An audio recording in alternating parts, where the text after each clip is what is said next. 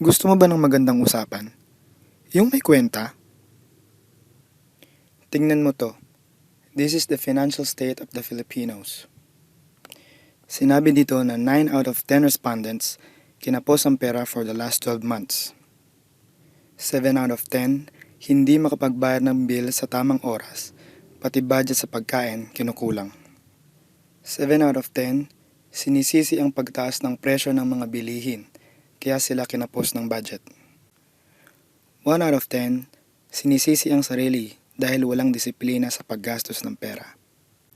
7 out of 10 nagtitipid para magkasya ang pera nila. 4 out of 10 nagtatrabaho palalo, siguro paid overtime, at naghahanap pa ng ibang mapagkakakitaan. At 1 out of 10 wala raw magagawa ang pagtitipid dahil kulang nga ang sahod. Ang tanong, sino ka kaya sa mga yan? Siyempre maganda kung ikaw yung pangatlo, di ba? Another reliable source from Rappler.com, yung poverty rate sa Philippines. Mas dark yung color, mas mahirap yung kalagayan.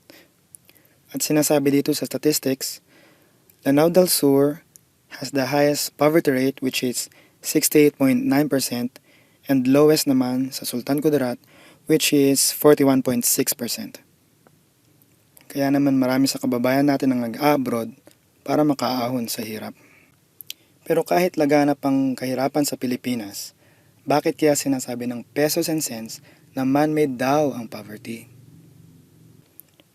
Pesos and Cents is a financial education company that is conducted by a financial expert and investment advocate, Aya Laraya. At ang sabi niya dito, poverty is not lack of time but mismanaged time, not lack of money but mismanaged money. So ibig sabihin pala, kailangan tayo na yung gumawa ng paraan kung hindi na manage ng tama ng mga ninuno natin yung oras at income. Paano mo naman tinitingnan ng kasabihang ang mayaman lalong yumayaman at ang mahirap lalong naghihirap? Ito yung isang magandang infographic para dyan. It is entitled The Rich versus the Poor. Lagyan natin ng line sa gitna. Belief. Naniniwala sila na kaya nilang mag-succeed kahit walang naniniwala sa kanila. Sa kabila, lack of belief. Walang tiwala sa sarili at mas naniniwala pa sa opinion ng iba. Plan. May plano sila sa buhay nila. Lack of plan. Hindi nila alam ang gusto nila. Solutions. Problem solver sila at laging maghahanap ng paraan. At sa kabila naman, puro na lang excuses. Risk taking. Sila yung try until you succeed. Waiting for a miracle. Sila yung bahala na o yung naghihintay ng swerte sa buhay. They want more at sa kabila naman, they blame others. At sinasabi pa dito na 86% of the millionaires are self-made. Hindi ito yung literal na yaman sa pera. Ito yung way of living nila o yung tinatawag na attitude. Kung mapapansin mo yung simpleng diagram na to, between an entrepreneur and a consumer mindset, mas may advantage talaga ang pagiging utak negosyante. So, okay, para saan ba yan at sino ka ba? Hi, I'm Paul. Developer ako ng isang unique digital program na pwede kang kumita online or offline. Magpapakilala muna ako sa inyo bago ako magpatuloy. Matagal na rin ako nagtatrabaho. I am 33 years old. At isa itong memorable feature para sa akin dahil naging pioneer ako sa drugstore na to. Kahit hindi tumataas yung sahod at dumadagdag yung edad ko, hindi ako pumayag na hindi ako makaipon sa drugstore na to. Nasubukan ko na rin mag-opening at mag-closing na mag-isa. Nagtrabaho din ako sa Watsons. Pinituran ko na lang dahil hindi pa uso yung Digicam noon saka smartphones. Masaya at mahirap na experience. Minsan masyashort ka sa kaha mo. Tapos bago ka umuwi, kailangan ayusin nyo muna yung mga produkto na ginulo ng mga customers. Pero kasama talaga lahat yan eh. Tiyaga lang yan ang sabi ko sa sarili ko noon. Pumunta din ako ng Mindanao para makipag-partner sa isang businessman doon. Wala akong pinapalampas na opportunity, basta alam kong kikita ako, sugal na kung sugal. Ito yung actual video nung nakipag-meeting ako sa businessman. Ang bottom line, gusto kong paikutin ng pera ko, basta tutubo, game ako. Ganun talaga eh. Para sa akin, kahit nasan ka pa, kailangan makagawa ka ng paraan kung paano mo paikutin ang pera mo. Hanggang sa kaka-research ko kung paano patutubo yung pera ko, sobrang dami na palang computer products or digital products online sa US, UK at Canada na talagang nasa computer lang. Yang 3 bansa na yan yung may purchasing power na tinatawag. Dahil marami ang may credit cards at halos lahat ng transactions nila electronic payments na or cashless payments. Example na lang natin si Mark Zuckerberg. Facebook is valued $40 billion according to Wikipedia. At alam nyo ba na binili na rin niya ang kumpanyang Instagram for $1 billion? At meron pa siyang isang kumpanya na gusto niyang bilhin sa takot na baka malaos ang Facebook. Narinig mo na ba yung Snapchat? Binibili niya yan ng $3 billion in cash pero hindi pumayag ang kumpanyang Snapchat. Ang ibig ko lang sabihin, grabe na talaga yung online business sa kanila at talagang malaki ang kinikita nila. Dahil worldwide ang online business at products nila. E paano naman kung hindi tayo kasing galing ni Bill Gates? Hindi tayo kasing talino ni Mark Zuckerberg at hindi kasing henyo ni Steve Jobs. Ako wala rin sa 3 yan pero meron akong determinasyon na tinatawag. At ang determination na to ang ginamit ko para gumawa ng isang profitable business at the same time makakadagdag at makakapagpaikot ng pera ko. At dahil sa natutunan kong knowledge, skills for many years, nakagawa rin ako ng sarili kong system na pwede akong kumita online. At ibibigay ko ito sa iyo ng 100%. At ito ang tinatawag naming My Savings Multiplier System. My Savings Multiplier System dahil tuturuan ka ng system na to kung paano maging mapag-ipon, magpatubo ng pera sa iba pang paraan, at malaman ang value ng hard work. So, paano ba kikita dito? Katulad ng ibang business online, i-share mo lang siya. Hi, good afternoon. Nandito ako ngayon sa City of Pines. Ang date natin ngayon is Saturday, August 8, 2015. Ito ang ating program, My Savings Multiplier System.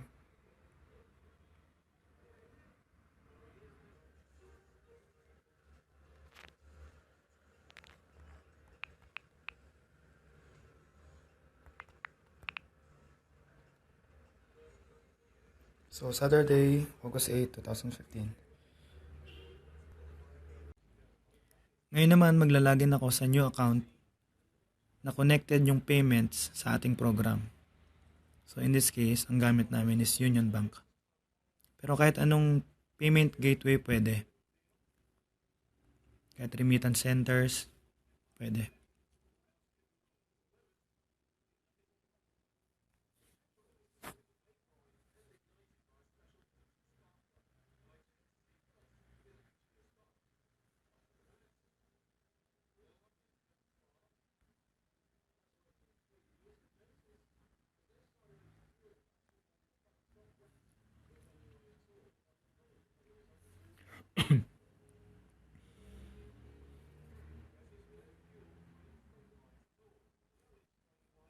So, ang date natin, August 8, 2015, 6 o'clock na. Dahil new account to, so 0 pa lang yung laman ng natin, account. Gagawin ko niyan, sa setup ko mamaya yung program natin, and then bukas, check natin kung may pumasok na sales. Okay. Hello, good afternoon ulit. Nandito ako sa isang mall, kakain lang. Ulit yung program natin. Ang date natin ngayon is August 9. So maglalagin ako ulit kung ano na nangyari sa natin.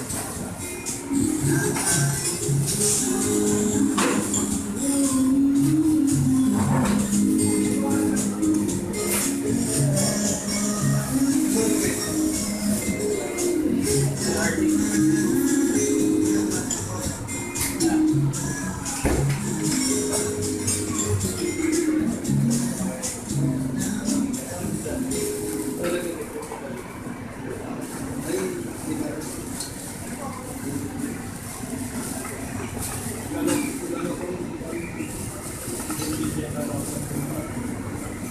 Ayun.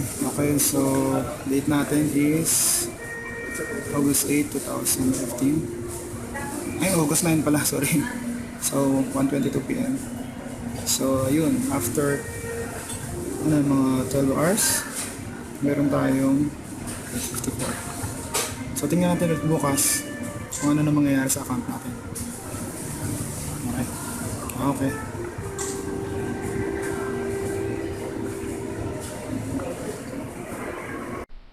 Hi guys, so nandito tayo ulit sa My Savings Multiplier System.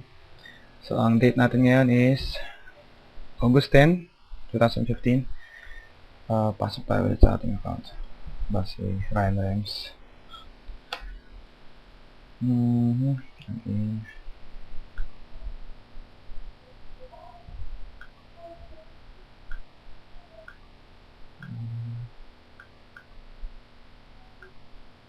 Login.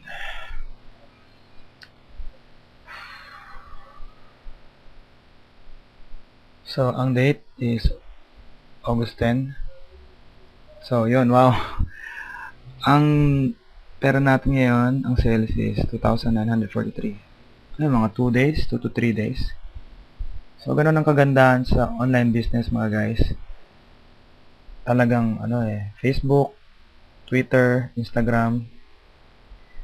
Makikita mo na talagang napakarami ng potential dahil sa population ng Pilipinas. Ilan bang population ng Pilipinas? So, 98 million in 2013 and kulang kayo in 2015. Wala pa yung mga Koreans dyan. Daming Koreans ngayon dito sa atin. So, anyway, bukas na lang ulit.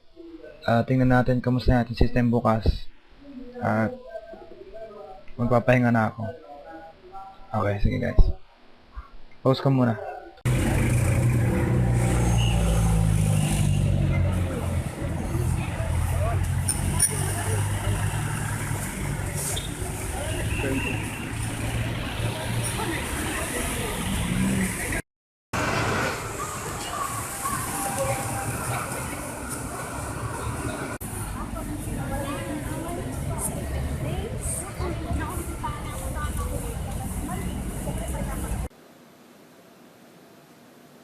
Hi guys, good evening. So, nandito ulit tayo sa My Savings Multiplier.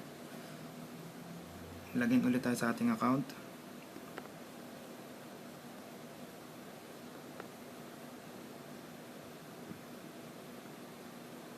Yung time ng gadget guys, mali. Mamaya pakikita ko yung totoong oras. Saka day.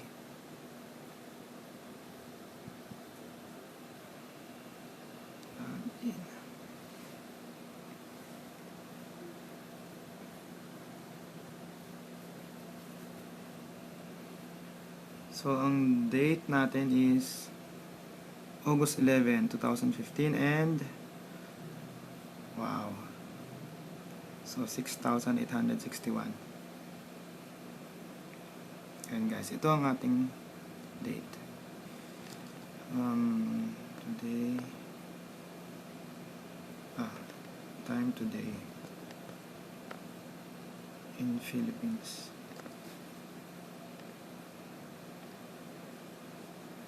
So, 11:32 p.m. Tuesday, August 11. So, bukas ulit guys.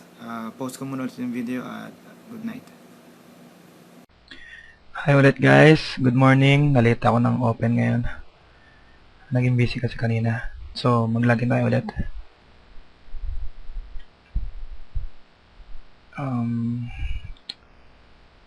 Incognito. Magandang naglalagin dito guys kapag incognito mode yung mga natin, masiselang transactions.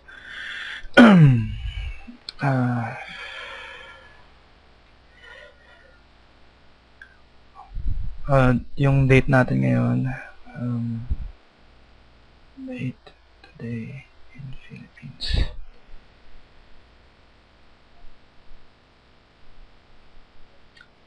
August 13, Thursday. Oh, day to day. Time. 12:50 AM na. So, login tayo.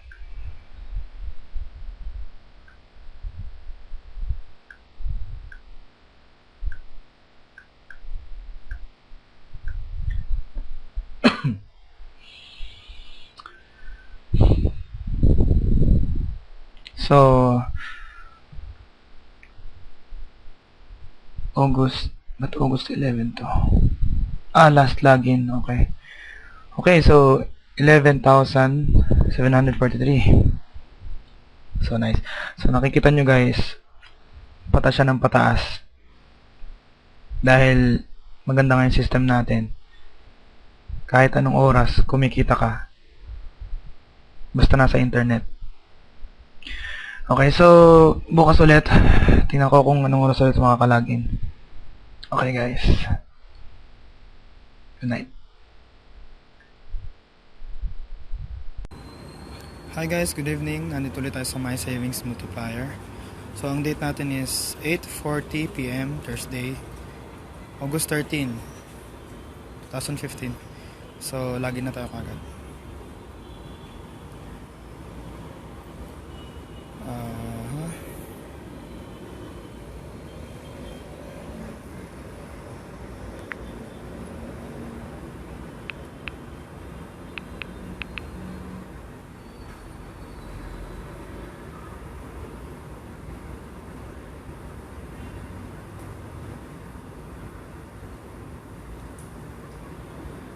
So, login.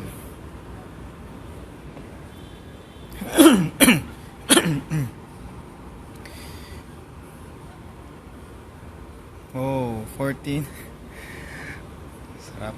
So, guys, August 13, 2015. Last login ko to ng 1 AM. So, guys, 14. 6:14. Ano, 6 days? 5 days na ba? So, date natin. Ito, niready ko na yung date and time. Philippines, Manila. So, 8:41. Thursday, August 15. Basta pag naka-register ka na sa system, may potential ka na kumita ng 5,000, 10,000, or even 15,000 and above gamit ang My Savings Multiplier system. This system is a ready-made electronic business for you. Meaning magagamit mo siya kaagad without creating your own product, without selling anything in person or over the phone, without any computer skills, without any business or management skills, without dealing with customers and returns, without leaving the comfort of your own home, and without building websites. In order to join My Savings Multiplier system, you must be 18 years old and above, must be a Filipino citizen, have an internet connection, and have the $4.99 one-time application fee. Sign up today to receive the quick setup guide and learn how to earn wherever you are in the Philippines. Tandaan mo na kahit anong gustuhin mo sa buhay, you will never know unless you try. Tandaan mo rin na action is the key to all success. Tandaan, pag kumita ka, patubuin mo pa.